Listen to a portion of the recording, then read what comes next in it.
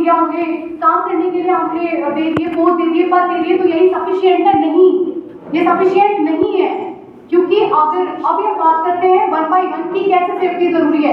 अगर हम सेफ्टी की बात करें तो सबसे पहले अगर किसी बच्चे की, किसी लड़की की सेफ्टी होती है तो वो घर से होती है, जहाँ वो पैदा होती है।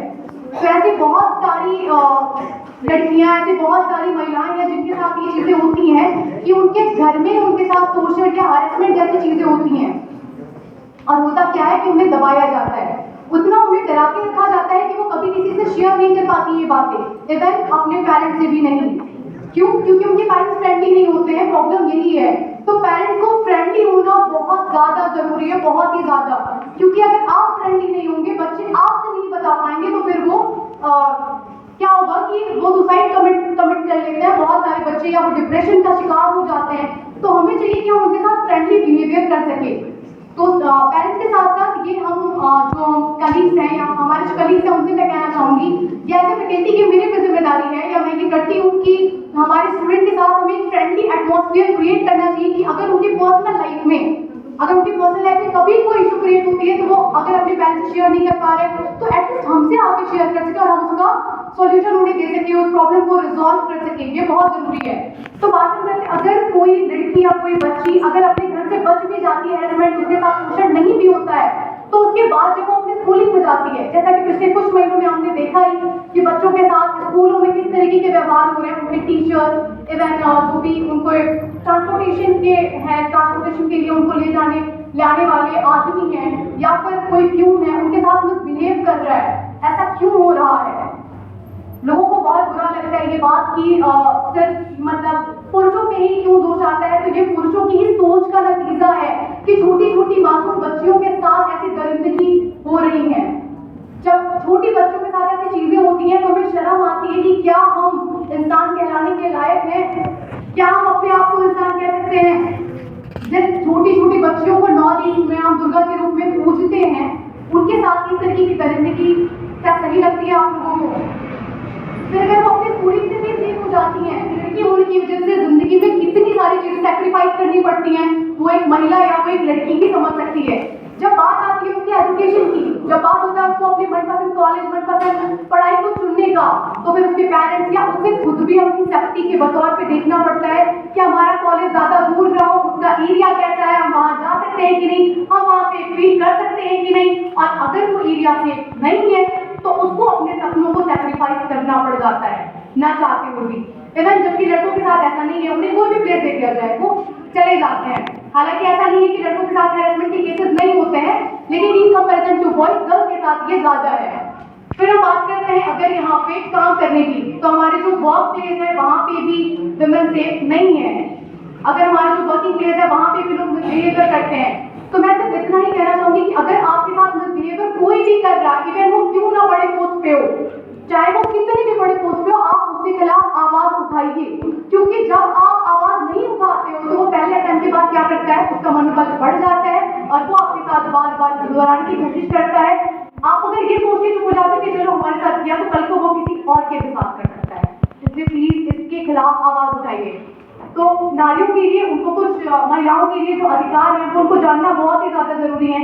जैसा कि नाम निकाल है कि अगर वो अपने अधिकारों के बारे में जानेंगे ही नहीं तो उसकी मांग कैसे करेंगी। तो मैं कुछ अधिकारों को बताना चाहूंगी कि जैसे हमारा पहला अधिकार है राष्ट्रीय महिला आयोग अधिनियम।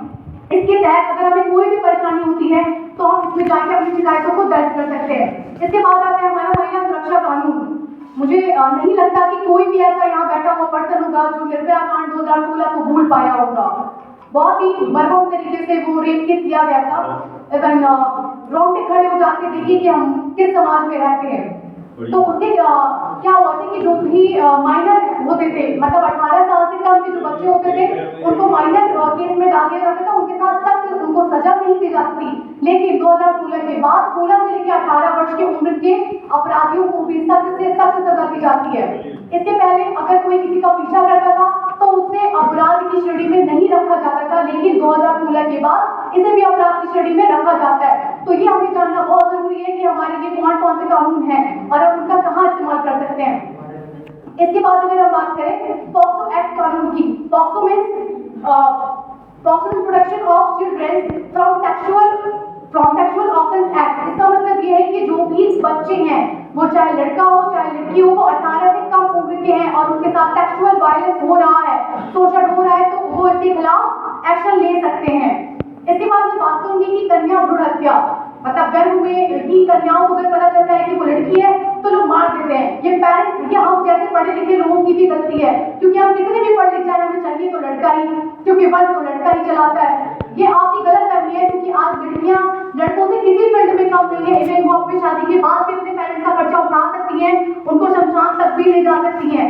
बहुत ही हमारे पेरेंट्स कहते आए हैं, बहुत प्रचलित है कि कंधा तो हमारे बेटे ही देंगे। ऐसा नहीं है, बेटियों का भी कंधा कमजोर नहीं, उनका भी कंधा बहुत मजबूत है। इसके बाद हमारा अधिकार आता है जीरो FIR का अधिकार। जीरो FIR का मतलब क्या है? क्या होता है कि हम किसी भी पुलिस स्टेशन में अपनी शिकायत को दर्ज करा सकते हैं। अगर किसी के साथ बलात्कार हुआ है तो किसी भी पुलिस स्टेशन में ये शिकायत दर्ज करा सकते हैं। कोई भी पुलिस स्टेशन ये कह के कि ये एरिया हमारे अंडर नहीं आता, उसको नकार नहीं सकता है। इसके बाद हमारा आता है घरेलू हिंसा से सुरक्षा का अधिकार। तो ये मैं आपको बता दूं कि धारा 498(1) के तहत कोई भी हमारे ऊपर अगर डोमेस्टिक वायलेंस होता है तो उसके खिलाफ FIR दर्ज करा सकते हैं।